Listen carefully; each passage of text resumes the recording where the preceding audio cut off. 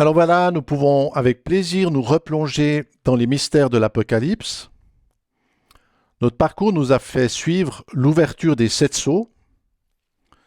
Ce processus a alors libéré la sonnerie des 7 trompettes.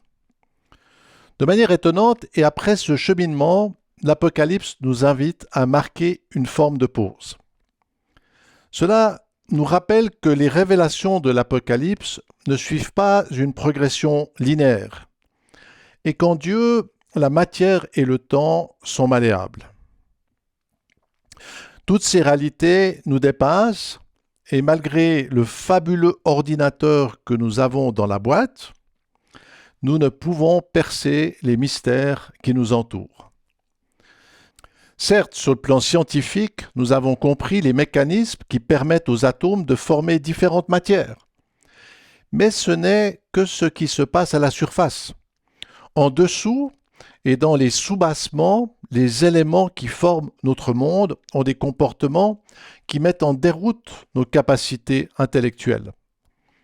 Les particules, par exemple, peuvent se trouver simultanément en plusieurs états.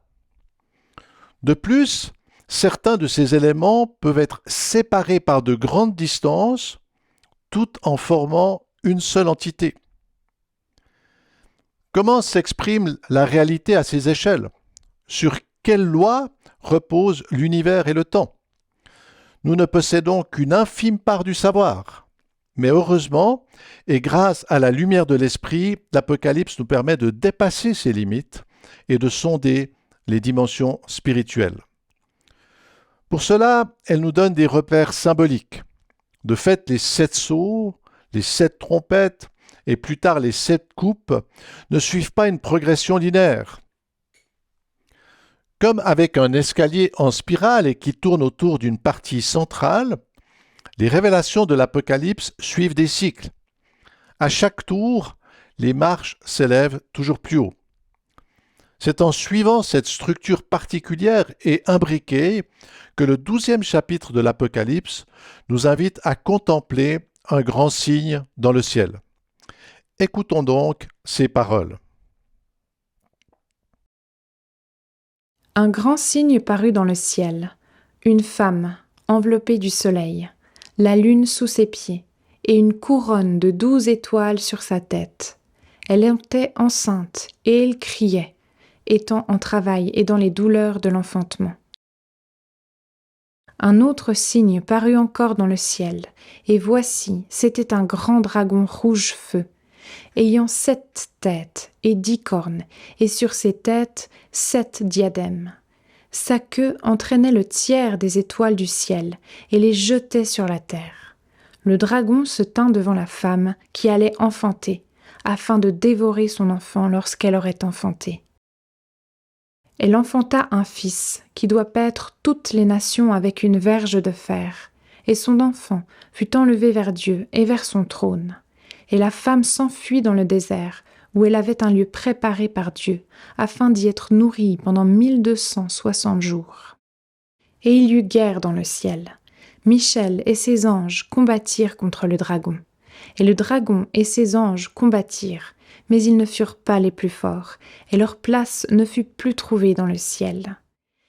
Et il fut précipité le grand dragon, le serpent ancien, appelé le diable et Satan, celui qui séduit toute la terre. Il fut précipité sur la terre, et ses anges furent précipités avec lui. Et j'entendis dans le ciel une voix forte qui disait : Maintenant, le salut est arrivé, ainsi que la puissance, le règne de notre Dieu et l'autorité de son Christ. Car il a été précipité, l'accusateur de nos frères, celui qui les accusait devant notre Dieu, jour et nuit. Ils l'ont vaincu à cause du sang de l'agneau et à cause de la parole de leur témoignage, et ils n'ont pas aimé leur vie jusqu'à craindre la mort. C'est pourquoi, réjouissez-vous, cieux, et vous qui habitez dans les cieux. Malheur à la terre et à la mer, car le diable est descendu vers vous, animé d'une grande colère, sachant qu'il a peu de temps. » Quand le dragon vit qu'il avait été précipité sur la terre, il poursuivit la femme qui avait enfanté le fils. Et les 2 ailes du grand aigle furent données à la femme, afin qu'elle s'envole au désert, vers son lieu, où elle est nourrie un temps, des temps et la moitié d'un temps, loin de la face du serpent. Et de sa gueule, le serpent lança de l'eau comme un fleuve derrière la femme, afin de l'entraîner par le fleuve. Mais la terre secourut la femme, elle ouvrit sa bouche et engloutit le fleuve que le dragon avait lancé de sa gueule. Et le dragon fut irrité contre la femme, et il s'en alla faire la guerre au reste de sa postérité, à ceux qui gardent les commandements de Dieu et qui retiennent le témoignage de Jésus. Et il se tint sur le sable de la mer. C'est l'histoire d'une femme, d'un enfant et d'un redoutable dragon. La femme porte 12 étoiles. Elle est environnée de lumière, mais elle est dans les douleurs de l'enfantement. De l'autre côté, et tel un prédateur, le dragon attend de pouvoir dévorer son enfant. Ce dragon est évidemment le symbole de la puissance diabolique qui s'exprime dès les premières pages de la Bible. Au fil du temps, et grâce au soutien des hommes, le petit serpent du Jardin d'Éden a bien grandi. Comme l'illustrent symboliquement les 7 têtes et les 7 cornes, il est devenu un être puissant et qui dispose de plusieurs types de pouvoirs sur la terre. Mais alors pourquoi est-il habité d'une telle colère? La haine du dragon envers la femme et l'enfant nous ramène à une prophétie que l'on trouve dans le 3e chapitre de la Genèse. En effet, après avoir réussi à séduire les hommes, le diable va subir un jugement divin. Non seulement il devient un rampant, c'est-à-dire qu'il est déchu, mais Dieu lui annonce aussi que c'est de la femme que viendra son futur anéantissement. Je mettrai inimitié entre toi et la femme, entre ta postérité et sa postérité, celle-ci t'écrasera la tête. Un libérateur va sortir d'une femme et vous écraser la tête. Cette prophétie n'est évidemment pas très plaisante pour Satan. De fait, le diable n'aime pas les femmes, et l'on peut observer qu'il a répandu cette haine dans toutes les cultures du monde. Méprisées, abaissées, abusées, traitées comme esclaves, les violences faites aux femmes, et malheureusement très souvent acceptées dans les églises, sont les signes d'une sournoise influence diabolique. Par ailleurs, et comme le montre la vision de l'Apocalypse, cette animosité s'en prend aussi aux enfants, c'est-à-dire à la descendance qui menace de l'anéantir. C'est cette tension qui s'exprime lorsque le dragon attend pour dévorer. Cette situation nous rappelle ce qui s'est produit lorsque les Hébreux étaient esclaves en Égypte. Violentés et dans les peines, ils vivaient dans des conditions effroyables. De surcroît, et par crainte de perdre son pouvoir, le roi, le cruel Pharaon, a aussi ordonné de noyer leur nouveau-né dans le Nil. Mais une femme accouche et c'est providentiellement du fleuve de la mort que va sortir l'enfant qui écrasera la tête du dominateur. À cette époque et par Moïse, les Hébreux sont libérés de l'oppression du tyran. Mais cette histoire que raconte le livre de l'Exode nous annonce une victoire bien plus grande et d'envergure mondiale. Ainsi, dans l'Apocalypse, et comme l'indiquent les 12 étoiles, la femme est une figure d'Israël. Dieu a choisi cette nation afin qu'elle porte et donne le Sauveur au monde. Par un long processus, les Juifs seront chargés de porter les révélations et de préparer la venue du libérateur. C'est cette mission d'enfantement qui se concentre dans la vocation donnée à Marie. Par elle, la femme fait venir celui qui va écraser la tête du diable. Mais, et comme l'illustre la vision, le dragon est à l'affût Il cherche à dévorer l'enfant. Cette volonté meurtrière s'exprime à travers le roi Hérode. À l'annonce de la venue du Messie, il tente de l'anéantir en massacrant les nouveau-nés. Ce projet échoue, mais le dragon ne renonce pas et durant tout son ministère, le Christ devra faire face à une haine féroce. De fait, c'est parce que les cœurs des hommes sont habités de cette haine que Jésus sera mis à mort sur une croix. Pourtant, et comme le révèle la Bible, c'est en entrant dans la mort et en sortant par sa résurrection que le Christ écrase la tête du serpent.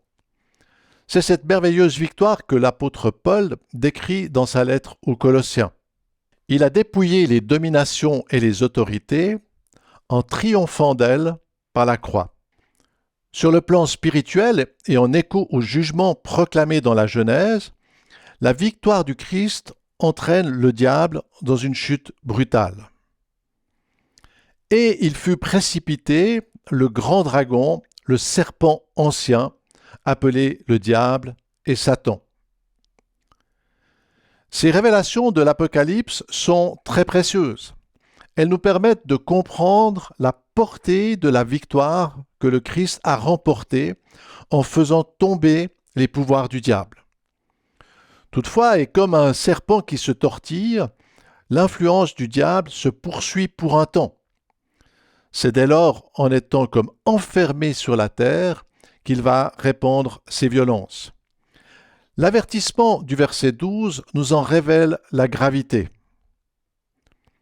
Malheur à la terre et à la mer, car le diable est descendu vers vous, animé d'une grande colère, sachant qu'il a peu de temps.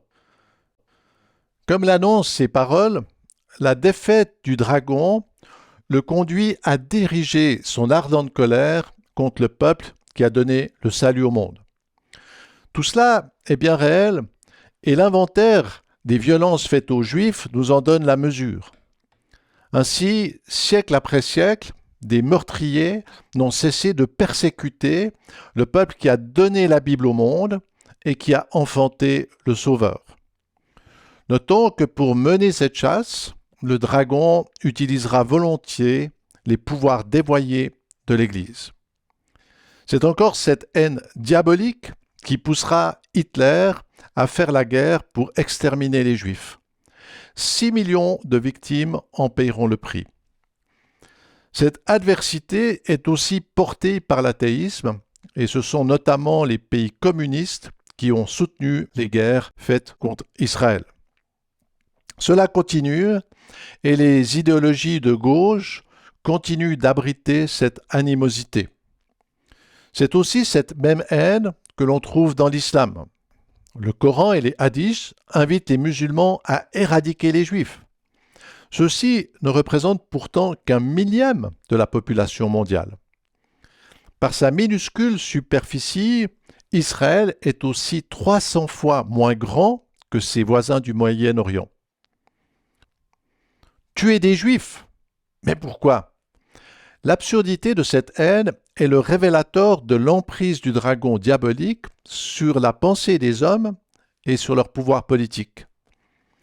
Heureusement, et grâce à la création de l'État d'Israël en 1948, les Juifs ont pu se mettre partiellement à l'abri. La colère diabolique s'exprime désormais avec force contre ce pays, et cela jusqu'aux plus hautes instances de l'ONU. C'est l'un des signes qui montrent que le dragon dispose de dociles serviteurs, et cela jusqu'au sommet du monde.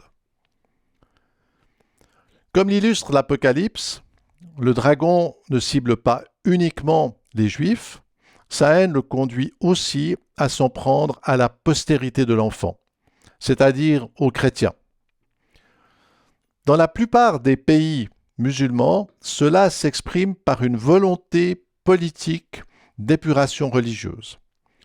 Ce désir de se débarrasser des infidèles conduit à toutes sortes de violences et d'injustices. La mise à mort des apostats, les viols, les rapts, les attentats dans les églises, tout cela est considéré comme des expressions du djihad et donc acceptable. Sur tous les continents, ces vecteurs génocidaires répandent leur terreur. ils ont tué, expulsé ou poussé à l'exil de nombreux chrétiens. En Turquie, avec le génocide arménien, en Irak, en Arabie Saoudite, au Pakistan, en Malaisie, en Indonésie, au Soudan, en Mauritanie, aux Maldives, au Maghreb, en Afrique centrale et de l'Ouest, etc., etc., la liste serait bien trop longue. Notons à ce propos que l'infériorité des chrétiens est définie légalement dans la quasi-totalité des 57 pays de l'Organisation de la coopération islamique. Les discriminations et les persécutions envers les chrétiens sont connues, mais elles sont passées sous silence par les médias et ne font l'objet d'aucun boycott et de quasiment aucune protestation. Par ailleurs, les athées et les marxistes se gardent bien de dénoncer les atrocités commises contre les chrétiens dans les pays communistes, dont la Chine. Par une mauvaise foi délibérée, ils invitent des manifestants occidentaux à défiler dans les rues pour dénoncer les petites injustices qui les concernent. Mais ils se taisent sur ces grands drames. L'inventaire de toutes les violences commises contre des innocents est bien déprimant.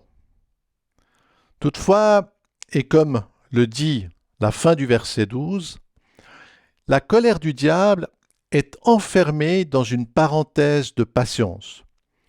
Son pouvoir est limité et il sait qu'il a peu de temps. Chaque seconde qui passe lui est perdue. Et chaque seconde qui passe nous rapproche de l'heureux dénouement.